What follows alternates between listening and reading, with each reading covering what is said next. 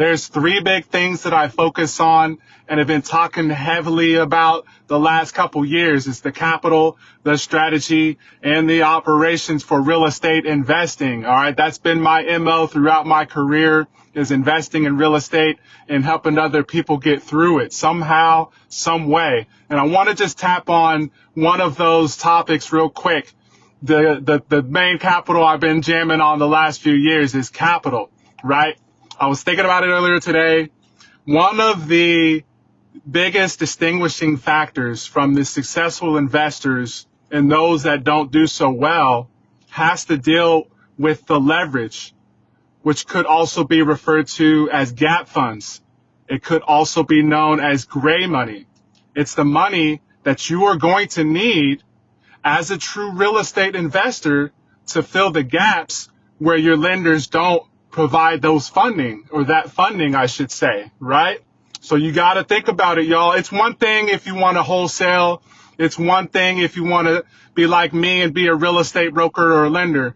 But if you're actually going to be taking down product, buying properties, renovating them, getting through the process, getting through refis, getting through the exit or the resale, or keeping them and managing the rentals or managing the assets, again, the number one distinguishing factor that's going to help you to grow and actually succeed and keep those investments for the long run, if you truly want to create wealth as a real estate investor, are those gap funds, right? I told an investor last week, really, if you want to do one deal here in the Kansas City market on a single family home, how much leverage are you going to need? I told him $50,000 to $80,000.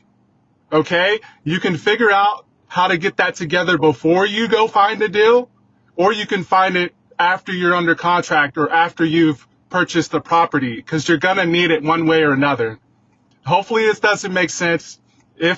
Hopefully it does make sense. I promise you, I do one take on these, baby.